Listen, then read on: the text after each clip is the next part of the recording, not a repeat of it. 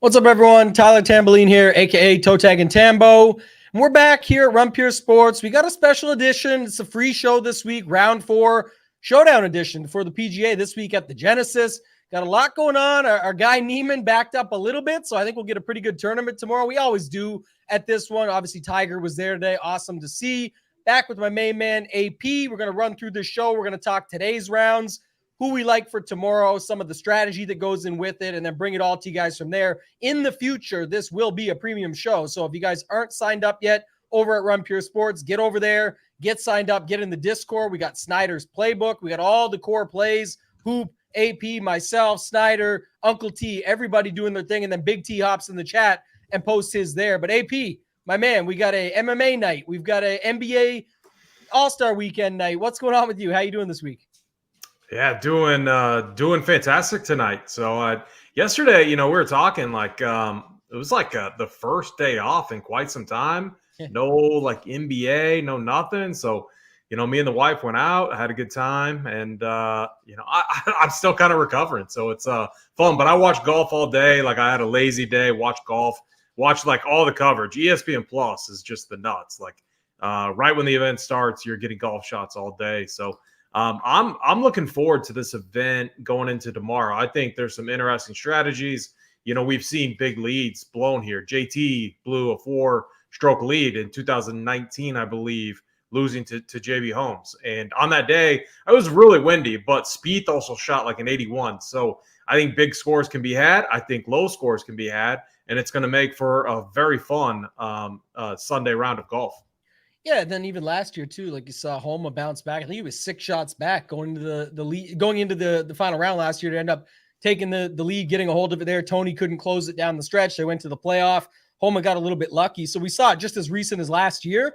I think, it's crazy. We'll talk about the Neiman strategy when we get into it. Obviously, there's a little bit of a different formula coming into round 4. There's a lot more game theory to it. I'll tell you what, one thing right off the top, elephant in the room to me, is the Draftkings has some great tournaments tomorrow. $20, win $100K. It's even $40K for second. Like it's not their $100K, $10K Millie Maker style. It's pretty decent, but completely lazy with the pricing. Neiman, they kept them right at 8,100. So we could be seeing 50%, maybe even higher ownership on Neiman tomorrow with that lead he's got. I know Data Golf and other sites out there have him as major favorite to win this thing. He's like a 75% favorite to win it. So we'll get to the Neiman strategy, but let's just talk about this leaderboard for a second, because you said you watched it all day. I was watching it all day. There was a lot of good shots, good golf going on. There was some bad golf too. I mean, Rahm still can't figure it out there. Just hurtful. I thought that he was going to mail it in yesterday after he putted it off the fringe with the cut in hand, and then he decided to make that putt and show up. I'm not sure why, because he still didn't show up today. It was definitely hurtful from John Rahm. I got him there in a couple good 6 out of 6 lineups,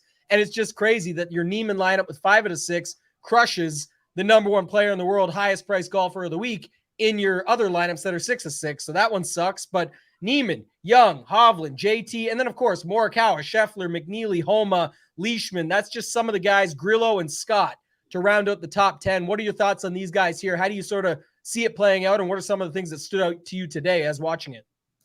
Yeah, Tambo, like I felt like JT was like the total nuts in Showdown round 3 formats. He was playing so well, striking the ball better than almost anyone out there, and was rolling in putts. Riviera, showed its teeth, and he struggled. He struggled, really, ball, like all parts of his game, he really struggled with. So that can happen here. As the day goes on, the course gets, fast and firm. We're going to see that tomorrow too. So I was surprised there. And with my guy, JT Hovland, I thought had a phenomenal round. He's a guy that I could just see backing that up again with another one on Sunday. I feel like this is a guy that just constantly goes low. So like, despite, with Neiman having a big lead, I still feel like he's going to feel the pressure because of the course, because of the history here with multiple people blowing big leads. So, but I mean, man, it's hard to say anything bad about Neiman. He fired another decent round. He struggled in the back there, but he had some cushion. So it's going to make, I bet I'm sure you'll talk about the strategy with round 4, but I was doing some math here, and if he has a round where like he finishes 1 over, still gets the win, it's going to make things really interesting, as far as DFS goes, because he's definitely going to be the highest owned golfer, and rightfully so, tomorrow in Showdown formats. Yeah, you're going to want to take a look at that and apply your strategy with that said. I mean, I'll have some comments on it later for sure. I play pretty aggressive in this round 4. I think that's one of the things you have to do. Like, first off, 100K up top in a $20 tournament, much like today, you don't want to be playing same as we talk about in the classic slate. You don't want a little bit of this guy. This guy goes out early, could go low, and so on and so forth. You definitely don't want to be doing that. I want to pick and choose my spots, especially with these guys at the top of the leaderboard. And then down low, I actually have more it's easier for me, I should say, to go to some of these other guys and take some shots on these one-offs because nobody's playing them anyway. And if they go low, that could be the difference of shipping that 100K in a couple different lineups. So we will talk about that. I think the JT thing is a big factor. You mentioned it today. We thought yesterday, Snyder and I were on here talking, just the look in his eye, the fact that how he played. I think yesterday his strokes gained, he was just crushing it all across the board and had the putter going. So to see him go back from that today and completely lose strokes on approach, almost 2 strokes on approach he lost, is crazy. But,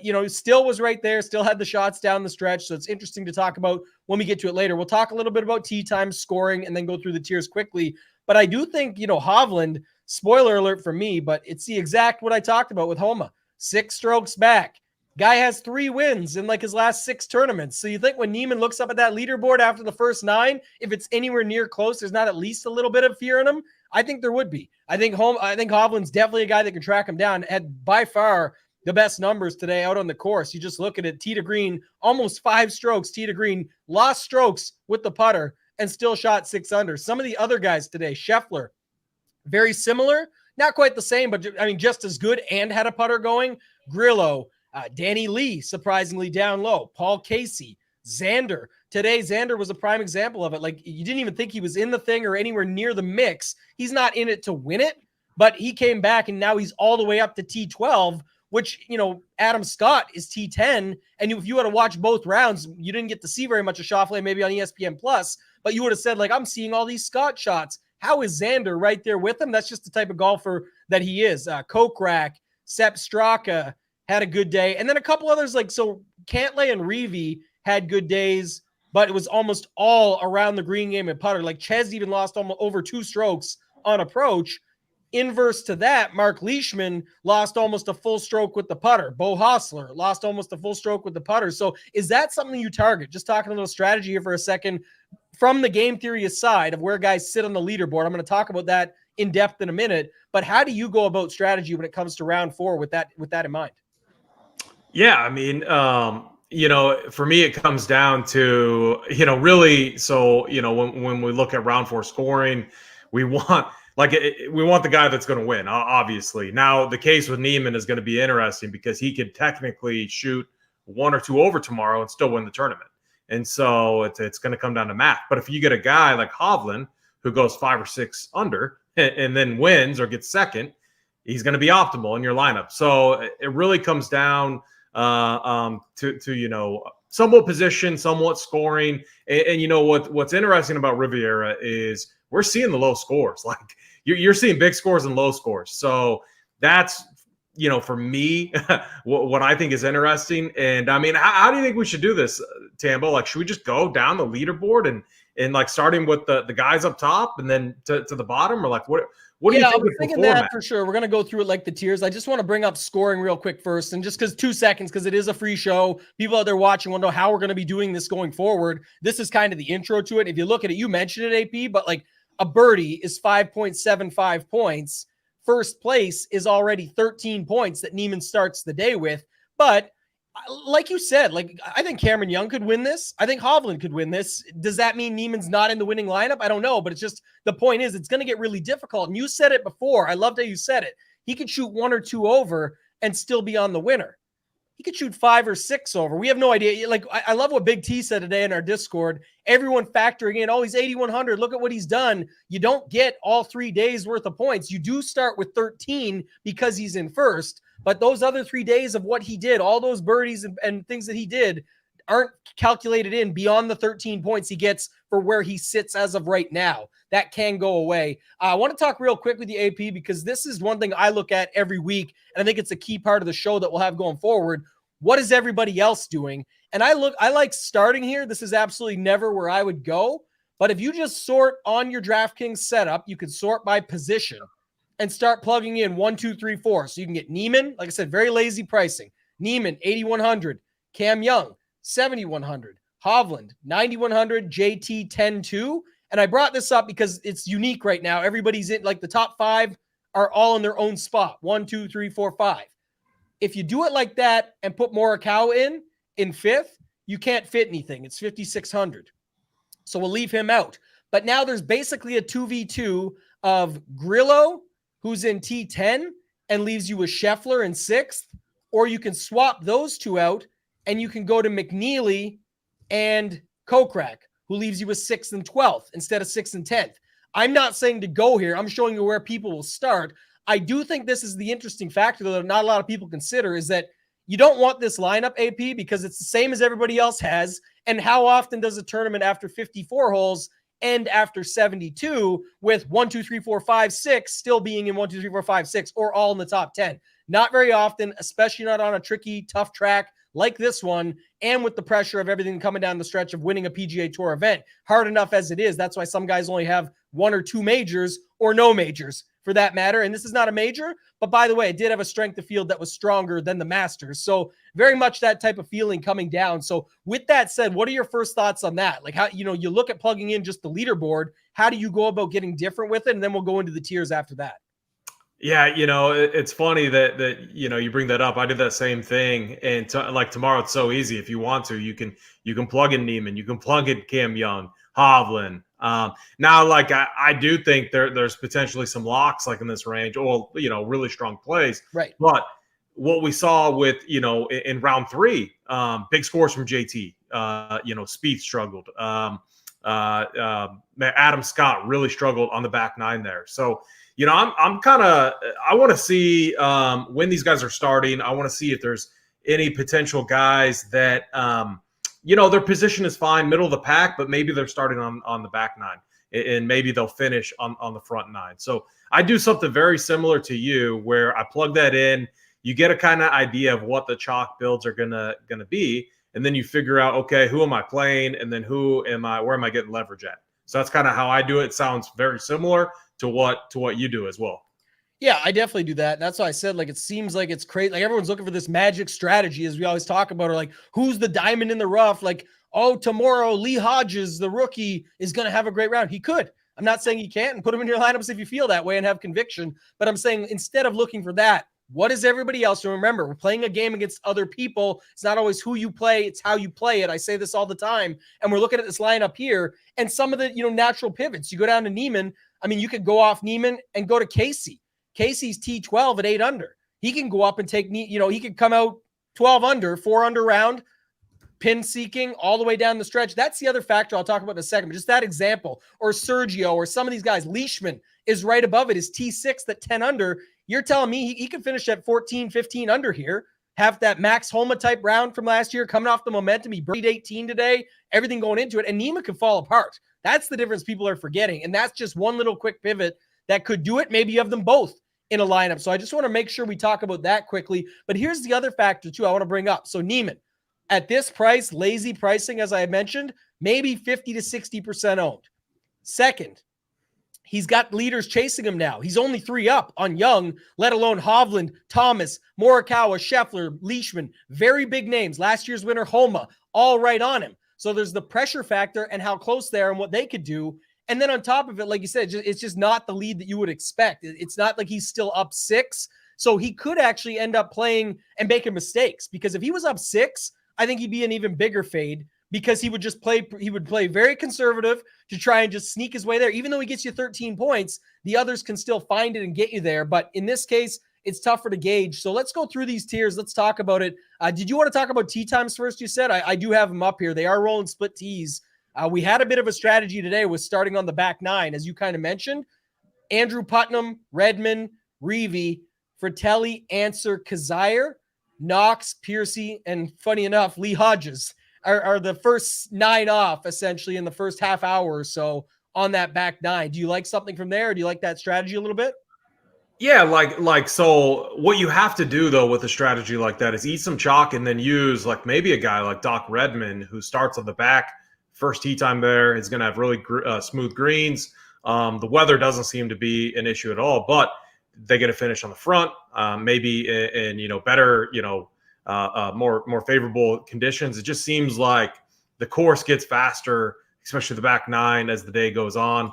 More pressures on these golfers as well. So. I think it's for me a mixing and matching. I'm looking at 2 guys, tee time wise, early, Abe Answer and Doc Redman. 2 that I could see, posting a decent score. Like if you look at Paul Casey today, he had this is the other difficult part of it. He had a perfect round, no bogeys, I think 4 or 5 birdies, and he had a score of like 56. So I mean that's right. Phenomenal. So yeah, I think that strategy kind of goes into it. But no, I'm let's go starting with the leaders and work our way down. I'm cool with that. Okay. Yeah, and I like that you brought up Redmond because just a prime example to the lineup I gave you guys earlier where Grillo's sitting T10. You're like, if you're telling me and listen, Redmond's the same price as Emiliano Grillo, and that's a spot where Grillo's not going to get you very many positional points. Sitting in T10 right now, even to start the day, that's 5.5 points. So 1 birdie extra on Redmond's round is 5.75. Boom, see ya. And what if Grillo goes completely backwards? It is Grillo who we're talking about. Should be very fast and firm, especially down the stretch tomorrow. And Redmond goes out early. There's like a quick pivot right out of the gate as an example. So I definitely like that idea, and I like Tambo. Like here's the math behind it. Let's just say Niemann play. Like I'm not saying to fade Niemann at all. I'm just giving an example for everyone out there. Let's just say he plays a defensive round. He has a lead.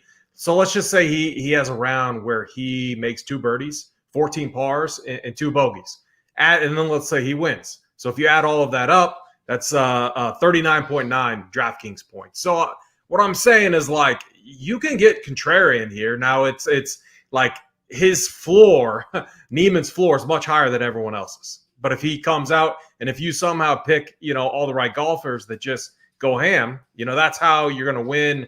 That 100K top prize type tournament where the field is massive. So I do think there are some interesting strategies. I do think, like fading Niemann's going to be tough, but you can make a case for, definitely fading Cam Young, or some of these other golfers that are up at the top for sure. Yeah, and I mean, like you just said it, that prime example to me is Paul Casey. I know we're going a little bit all around the board here, but like at 8,000, if you wanted to plug him in instead of Niemann, can he get you 39 points tomorrow? Sure, he's already in T12, so I'm not saying he's going to get you a bunch there, but he could get you up into that 10, 12 point range there. A streak, some birdies, maybe he pops an eagle. You never know. It's just the point of that. And what if Niemann has a worse round than what you just said? So I definitely think it's possible that it could happen. I will say that. So that's one thing to bring up. Do you want to go tiers or do you want to go by leaderboard? What do you want to do for the breakdown? Yeah, with pricing, it's so soft and it's like, and I get it, but I wish they would adjust it. I like your idea. I like going with the leaderboard. I've got it up here ready to go. We can start with that. And like I said, just go do it this way. It's kind of fun. Do top 10. If you've got the top 10 up there, tell me what you see, what stands out, and then everybody else can just bring it across and relate it to pricing. And I'll try and keep it dialed in as we go throughout and try and make some of those comparisons to keep it tight as we go through it. Yeah, so just looking at the top 10 here, starting with Niemann, I mean, it's like this guy's been playing out of his mind. He's got those bonus points like we talked about. He's been a machine. Like he's been an eagle machine. He's been a scoring machine. I do think like while we're talking game theory and stuff and giving examples of why and how you could fade him, it's tough. It's a tough fade. Even in tournaments, I really do. Like I see him winning. I just think he's been all around the best golfer this week. I feel like he comes out and stays aggressive. But if you're the contrarian person out there, like, yeah, you need to, like, if you want to fade him, you better lock in a guy like Hovland. You better, lock in one of these players that has a shot to overtake him. Maybe it's Cam Young as well. But I am definitely like, I'm going to be like, very hard pressed to fade Niemann. I think he's a phenomenal play. Cam Young is I'm really curious to see your take on him. he's a guy like he battled today, had another very impressive round, 7,100. I think he's going to be a very chalky play too, because he's going to be battling, fighting. But if he's going to be one of the highest owned plays, price for me doesn't really matter here. Like I'm playing the guys I want that I think are going to be in the best position to score. So, I mean, I could see fading him, but he's a very good play. All of these plays up here are very good plays. The one Victor Hovland, like, how do we not just like, this guy is a machine on the weekends, striking the ball very well, is phased by very little. And as you said, when we started the show, he's come from behind to win multiple times. Like, he's one of the guys that I just want to lock in and move on. I'm a little torn on what to do with JT. I mean, I was so high on him yesterday, and then he had that round that just, he struggled, but he did finish strong with 2 birdies. So, like, if we think he's going to be or not popular, if we think people are going to, have that sour taste in their mouth, I love the fact, like, I love going back to JT here. He was the best play on the board today in round 3, and now we're probably talking about everyone else except for him. The other guy too, Morikawa, like, what a bad start he had. He finished 3 under. Like, that's impressive considering on the easiest hole of the day, he made a bogey. So he gave 2 strokes back on that hole, and then he followed it up with another bogey, and then he played some phenomenal golf. So I have a ton of interest in Morikawa as well. Then going down here, Max Homa was the other guy that I've started. I mean, this guy just continues to, I mean, how steady is he? Like, 3 years in a row now, and he's pressing for the win again. I mean, not the win, but he's right in the mix. I should say that. Yeah, I mean, it's Max Homa, and it's, I wanted to say Adam Scott as well, but I'm a little worried with him. He finished that was painful to watch. Unlike Adam Scott, I mean, he had played a ton of good golf up until that last night. Like, he really struggled. So I'm curious to see where you're at. But in these, with the leaders, I'm really looking at Hovland as that best play for me in that 9K and up range inside the top 10 right now. I think JT may end up being a contrarian play. Actually, you know what? JT, he's just so good. People are probably going to go back to him. So, I mean, It's probably one of JT and Morikawa, and then it's, Max Homa. He just looks, phenomenal up there. You can make a case for Leishman too, but it's Neiman. I'm not sure like what I'm going to do with Cam Young. I think you could fade one of the, maybe fade him. The price is tough to ignore though. And then Hovland and then Max Homa are kind of my favorite up in the top of the leaderboard. I like those calls. The Homa one, like you mentioned, that's just crazy. It's now 3 years in a row. Obviously, the winner last year in a playoff. I believe he was top 10 the year before that, and now he's right here in the mix at 10 under. He just knows how to play this course. It's home for him. It was huge last year, so now that pressure's off. He's already got the W on his home course, so now he's back out doing it again. I didn't love him coming into the event, but I definitely think we could see it again. If you look at the stats today, not the best all around. He had a really good putter, but that's something that people forget this. At courses where people know the course well, that's not to me as much of a variance situation or a fluke as people think. Sometimes it's better when they get on those courses. There's still variance in putting. We know this, but at a course they know well, that can pop up. I will say a couple things that you brought up, just 3 quick notes. The first one on Neiman, you mentioned a key point. If he was 6-7 strokes ahead, he could play conservative, and that would be another conversation on tougher courses versus easy courses. In Birdie Fest, when someone's going to play conservative, I don't want to play them because the guys behind are going to come out and be able to score. But you mentioned the other point. It could work against him here, actually. Another, pro for fading him, if you will, is that he's got to stay aggressive. He's not in the lead by 6. He has to go out. He knows these guys can come from behind. And it's Hovland, JT, Morikawa, last week's winner, Scheffler, Leishman, last year's winner, Homa, and then some other guys that are well-known right behind him. Man, he can make some big mistakes early, and someone mentioned in the chat earlier, and I couldn't agree more. You talk about the foot traffic on POA, talk about late in the day, the pressure, the fans getting rowdy, things coming down to the wire. The back 9 is definitely going to be tougher for these leaders, so that could be the case for him. And second point for Cameron Young. I think Cameron Young is extremely talented. We loved him as the late ad last week.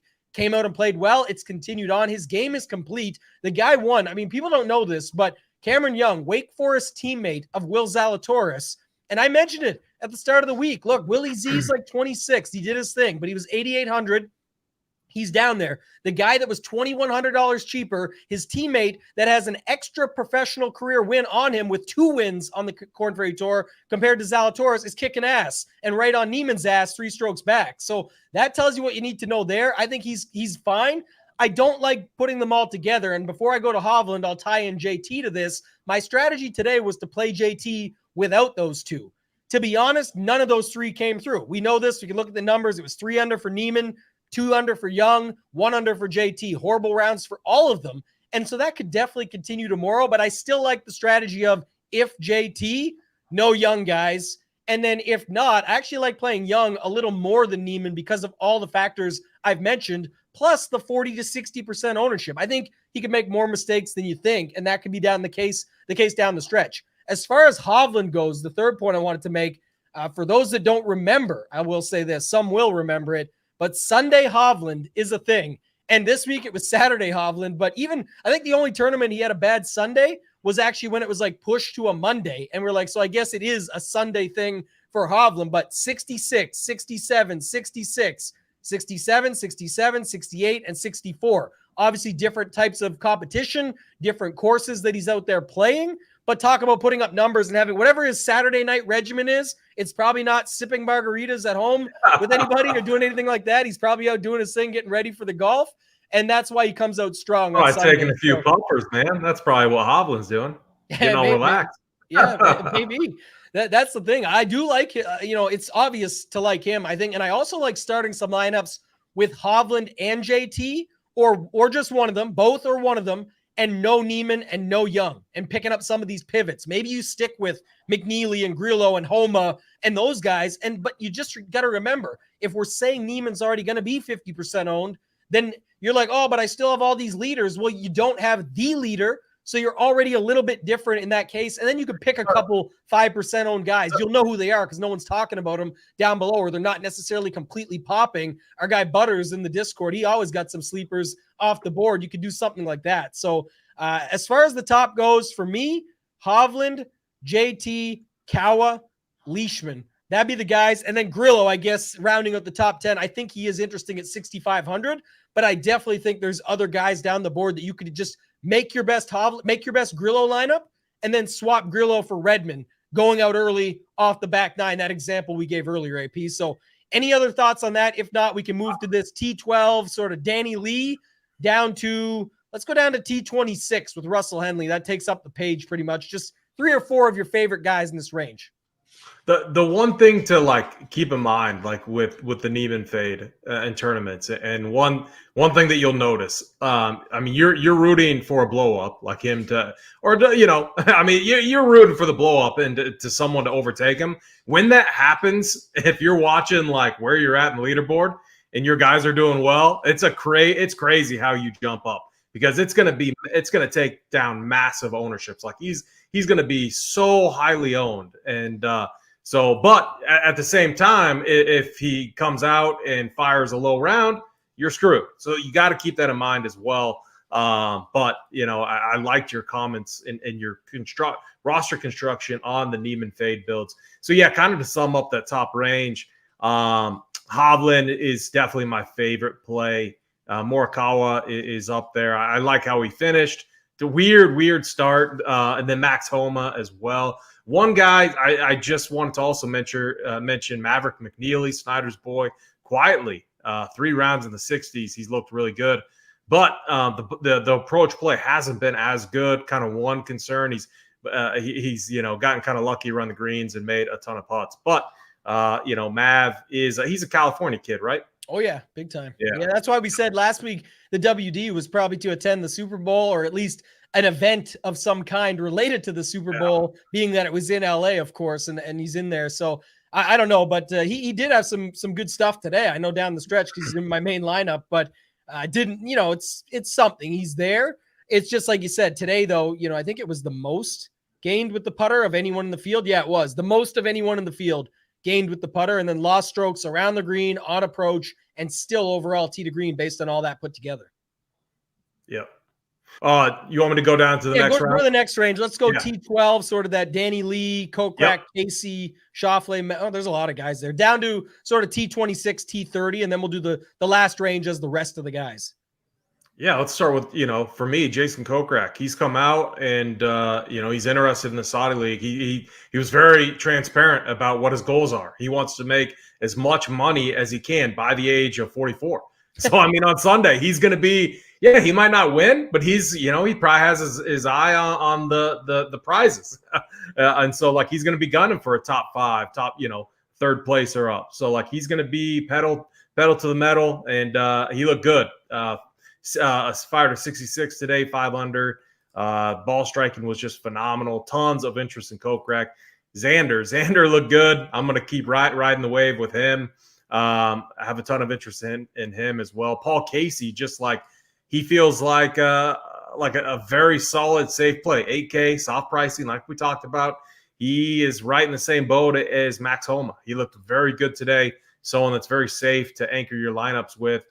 You can even make a case for Rory. Rory looked good. Now, Rory's like, he's not going to win, but he's all about getting his rhythm back. And I think a top 10 here is a big win for Rory. I think that has to be something on his mind. Like, if he can leave here with like a T7, T6, something like that, I think he's going to consider it a good week, considering the, that second round where he just kind of struggled, shot a 70. So, I mean, yeah, I think, and if Rory does that, if he finishes like T6, T7, something like that, I mean, you're probably going to want him in your lineup. So someone I'm definitely considering as well.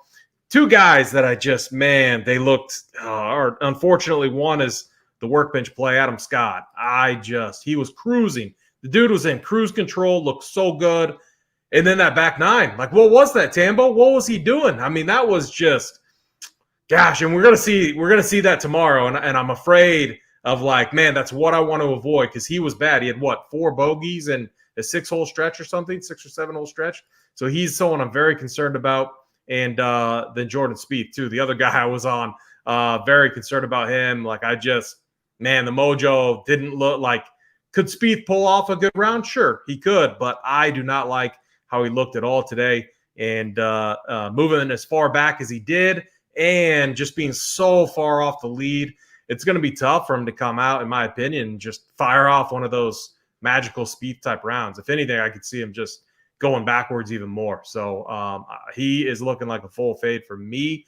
Let's see. I had a couple other starts. So Mito is a guy that he's been so consistent. I think I wouldn't be surprised if he fired so he's 70, 68, 68. I wouldn't be surprised if he improved it and shot like a 67 tomorrow. So I have a little bit of interest in him as well in this range.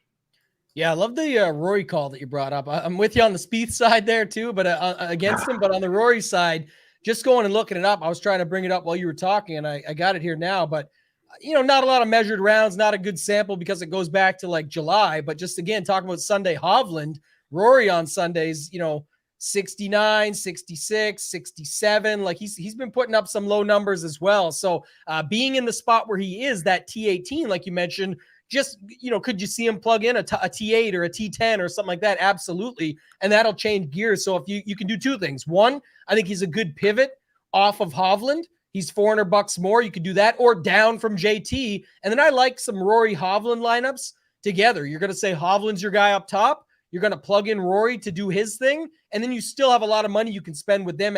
Rory could be your top guy at 9,500.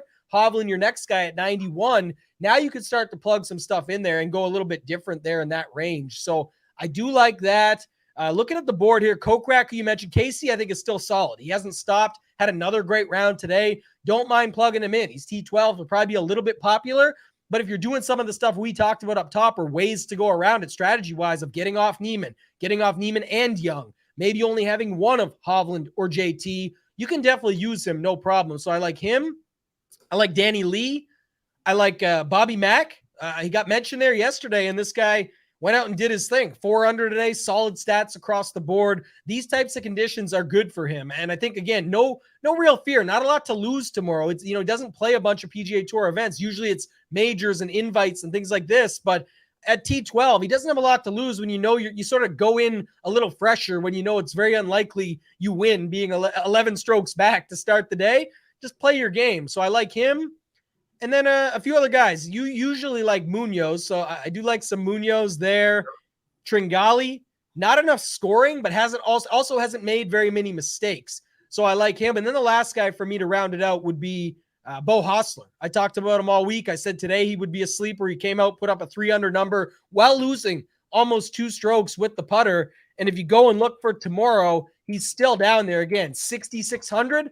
Maybe he's your Grillo pick. Instead of Grillo at 65 or Redmond plugging in, you could plug in Hostler. He's there. He's T18. He could pick you up some positional points, but I'm more so playing it for Grillo falls back, and a lot of people have him, and Hostler goes up. That's sort of how I look at that stuff when I'm going about it. And then, yeah, Wes mentioned it in the chat. We talked a little bit about it earlier. Cam Young, he's at 7,100. We're in that range of going up from 66. You could do something else. I do think he could win tomorrow. He's 3 back. I don't think people realize the talent that we've got this year. You know, Snyder and I talk about it all the time, and I know Big T gives a shit talking about, oh, this ain't the Korn Ferry Tour. I know it's true. It's not. I'm not against him completely on this. I understand different stakes, different levels. But when you've got some of these guys, the Cam Youngs, Taylor Pendrith, Ramey, Taylor Moore, a bunch of other guys that I'm forgetting that are coming off that tour that are just a much stronger grouping than we've seen in the past, I definitely think we could see him. And I think it's already, whether he closes or not, Wes, he is a competitor going forward. That is just back-to-back weeks, playing with the stress and the pressure and everything and still getting the job done. So gotta love it. Love him sitting there in second. You could end your lineups with Young and be different than most who will have at least one guy in that 6K range to make the studs. Like I mentioned before, Hovland, JT, Kawa, Scheffler, all these guys that are up there, that's where you sort of see the difference maker that you can use. And then one last guy in this range, JP, and then we'll go to the bottom, was Xander Schauffele.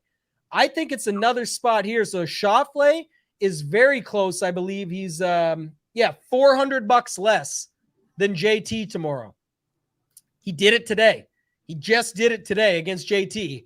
And I think, like you said, people are just going to play JT no matter what. So in my non-JT lineups, like a Hovland Xander start to your lineups, I don't know how many would start with that. You can definitely then put in Neiman if you wanted to at that point, because you're already way off the board by going that way. I don't think Xander will be near as popular just based on his price point over people having Thomas in there, and then round it out differently. Again, don't put all the leaderboard guys in, but it's a good little play, I think. And he had the complete game today. So I do like Xander as well in that range. Any other thoughts on this mid tier? If not, we'll go sort of 33rd down to the bottom, where there's not a lot that I love at the very bottom. It would be just a punt play to make everything work if you want to see them going off early or something along those lines. Any other thoughts in that mid-range? Yeah, I'm glad you mentioned Xander. Obviously, phenomenal round today. A guy that has a ton of momentum and has to be feeling good about, the round that he fired. So things that we like. And then, Sebastian Munoz, I'm glad you mentioned him. I had him start, failed to talk about him though. So no, what range do you want? Just everyone else basically, or what do you think? Just everyone else, because we'll talk more probably to get. Listen, this is one thing I'll say too, because the show is not going to be free every week, but just to talk through it is like, there's the guys at the bottom are there for a reason. It was talked about many times over at our site for the week, just talking about it. Everybody really out on the internet, on Twitter, everywhere that you went would tell you it's not a place that you can fake it. Colt Nose said that, same line. You got to have your complete game. If guys are at the bottom right now, there's some that are worth a flyer for sure. We'll go through that in a second. I'll give you a couple, but I'm just saying I'm not trying to focus in on here because there's a reason that they're down here. It's unlikely that they just find their game tomorrow. Some of them are losing like 4 strokes on approach. They did enough to make the cut, but it's just they're having a rough week, and they weren't great plays coming into the week anyway. So it's the way she goes. But rest of the range, AP, what do you got? Yeah, before I get into that, I brought up Wes Young's comment earlier, and just about Cam Young. I watched him closely today. Love his swing. He's got that nice, smooth, slow, takeaway in his backswing, and just a really nice transition. Something that's very repeatable. So that was just something I noticed with him. He looks like an absolute stud. But yeah, going out here, like what I'm doing, these guys who are probably definitely -1 and worse, I'm probably not playing anyone. I'm eliminating them. You could even make a case for a lot of the guys that are 2 under. maybe Finau, you could make a case for playing, but just because he's a guy that could go low. But I mean, Aaron Rye, two glove Aaron Rye down, even Thigala, all those guys, I'm probably off of. Now, I talked about Doc Redman. I just I just think where he's starting is interesting. The first tee time on number 10. So 10, if you right out of the gate, eagle birdie opportunity. We've seen that multiple times. The greens are going to be very smooth. You also have a chance right out of the gate for 3 birdies in a row, I think, on those holes. So kind of an interesting, patch of holes there where these guys could get off to a good start, and then they finish there on the front 9. So I would set a rule. Now we have groups available on SaberSim, and all Showdown rounds are available on SaberSim. So if you're using that, you could set up a few grouping rules where you're limiting your lineups to just one of these guys. And I would say a Doc Redman, Abe Answer, 2 guys that are starting on the back early in the morning that I do think have some scoring upside here. So I'm going to give them a little bit of love tomorrow for sure. Patrick Cantlay looked really good today. So, I mean, he's going to be a guy that just keeps going. I think there's no reason why he wouldn't try to at least wouldn't you think? All right, so if Cantlay, let's just say he's able to fire a 6 under, get him to 11 under, Tambo, where do you think that finishes? Maybe 11 under would be decent. If he could fire a 6 under tomorrow, that's extremely impressive. He's one guy that's capable of that. You know what I mean? It's Patrick Cantlay. So I'm gonna have some interest in him. Lanto Griffin, my boy. I'm gonna keep riding him. He's just been money. Lanto, he's been so money on these weekends. Looked good today. He's 5 under through the tournament so far. 6,700. Price again doesn't really matter that much for me. Sergio, I thought he was gonna have a good round. I think he should still be motivated to play well. The opportunities were there. He just, I don't know. He didn't score very well. So he's a guy that I'd be looking at, though. Willie Z, 6 under right now, 9K. He's just a guy that, obviously very good ball striker. This course should set up very well for him. He needs to get that putter going. He could get that putter going, and he could be a guy that has a good round here. Carlos Ortiz and then Party Marty or Martin Laird are 2 other guys that I have interest in. Ortiz is just so cheap. I know price doesn't matter, but at some point it does if you want to pay up for the Patrick Cantlays, the JTs of the world, Xander Schauffele. So to get him, and if you need some value that isn't, Chalk Cam Young, he would be a guy that could open things up just a little bit. Interesting round. I'm going to be very specific on who I want to target down in this range. I'm going to make a ton of cuts, but Lanto, Patrick Cantlay, maybe a sprinkle of Garcia, Carlos Ortiz, Willie Z, Martin Laird, all guys I'm looking at. Mito, I think I already talked about. Abe Answer, and Doc Redman. But then I'm going to make a lot of cuts. I'm not playing Hideki down here like James Hahn, Sahith, Aaron Rye, Snyder's boy, 2 glove, 2 condom. Aaron Rye, not going to be playing him. Ricky Fowler, definitely not playing him. So I'm going to make a lot of cuts down here, but there are some plays that I'm definitely going to be mixing in. Yeah, I like almost all of them. The one I don't like is Cantlay. So we'd be on opposite sides of that one. I think if I was doing that, I don't think he's getting you. Listen, even with the guys I talked about earlier, like the X and the Rorys, I'm not playing them to get position points. That'll be an added bonus. I'm playing them because I think they're playing good. They're priced in a pivot position against other guys that they're there that many will play instead in the Hovlands and the JTs and all those guys. And my thoughts on that is look, it don't matter to me. Rahm and Cantlay are almost the same price. Today, Cantlay went 5 under and crushed, but it was all putter and around the green game. I just don't expect that to continue. Can it? Of course. It's Patrick Cantlay, one of the best in the world, and really has been better than John Rahm. He had more wins last year. He won the Player of the Year, everything with the FedEx Cup, all of that. But I still like Rahm's game, and he still was burning edges today. I was following quite closely. He's still doing the same thing.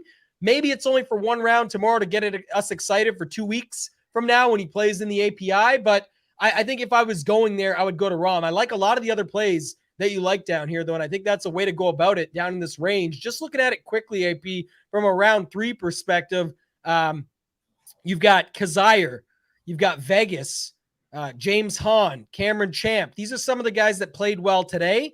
Siwoo Kim.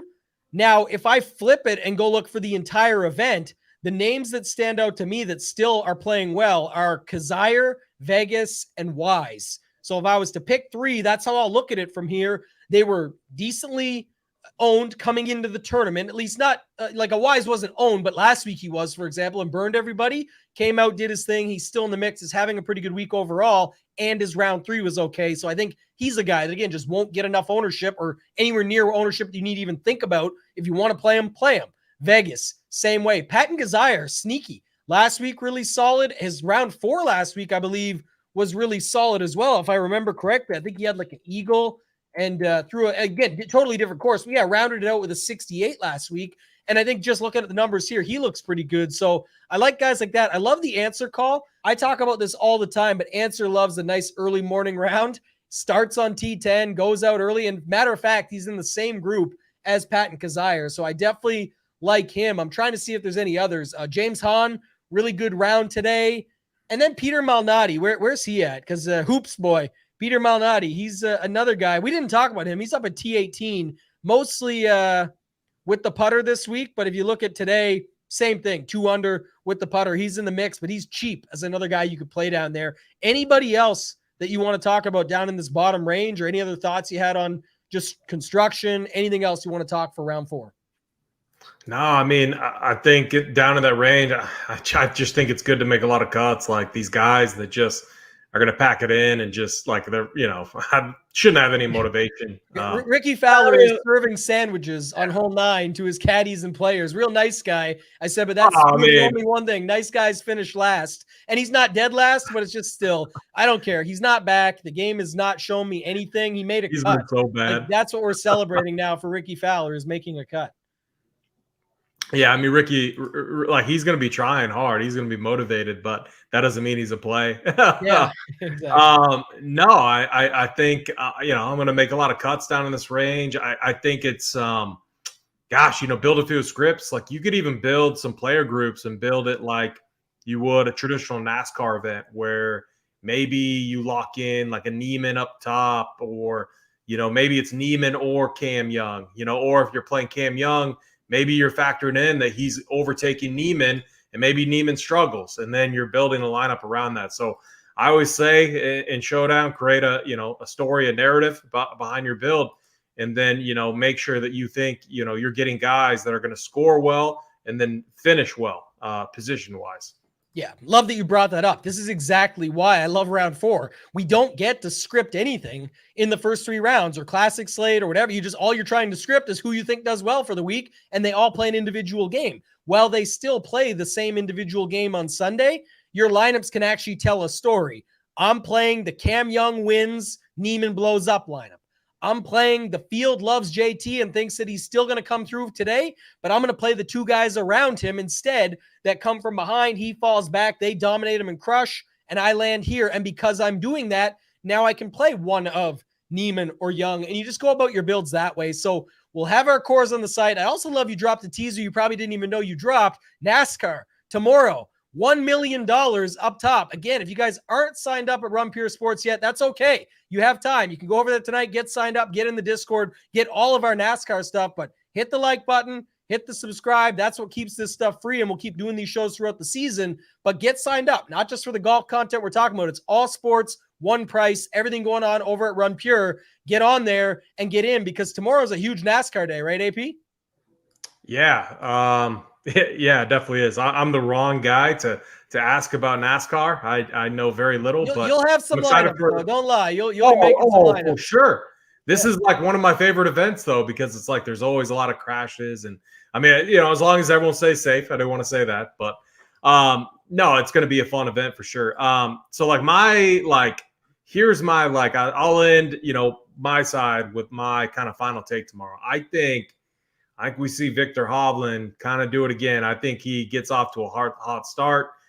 I think it's going to be fun down the stretch. I think you're going to see Hovland right around 17 under, and then maybe you're going to see, Neiman, Young kind of feeling the pressure. And so I think it's going to be fun. I'm going to say the winning score is under 20 under.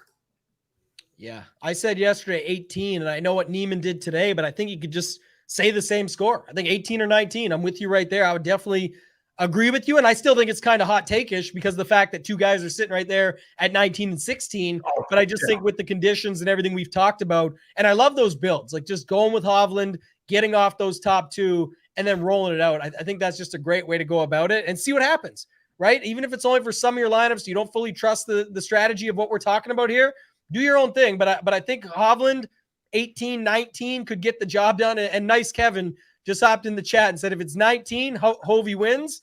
I think you're right, man. I think he's the guy. He doesn't have those wins recently for no reason. His game is just all around strong, and it was the best in field today, and it's not close. So I definitely think that's a good spot to look at. Any final thoughts, AP, before we get out of here?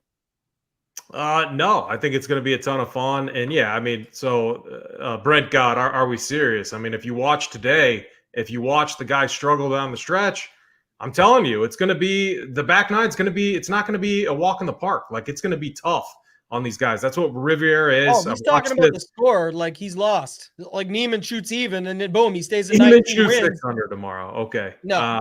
I mean, join our Discord. Bet that. Yeah. I will definitely bet heavy against this course has this course is going to be tough. So no, I think this was perfect, man. I'm feeling good about tomorrow's slate for sure. Yeah, Neiman could shoot 6 over tomorrow. I'm not saying he will. I think it's more close to that, +1, +2 if quote unquote blows up and loses the tournament. But he's definitely not going 6 under tomorrow. I can promise you that. And I'll bet anybody who wants to hop in and do it. And I'm not that guy. Oh, I'll bet anybody. That's just ludicrous to think that this tournament is going to get won at 25 under by Neiman tomorrow. It's just not going to happen. Not in these conditions, this type of course. But I love this. I love the hype that you've got, the conviction. Yeah. Lock them in, man. That's what we love about this. And they priced them at 8,100. So definitely play them, lock them in, do your thing, get your numbers with Neiman tomorrow. But for AP, for myself, Toe Tag, and Tambo, we appreciate you guys. Thanks for tuning in. If you guys haven't hit the like button, please do on the way out. Other than that, thank you and good luck.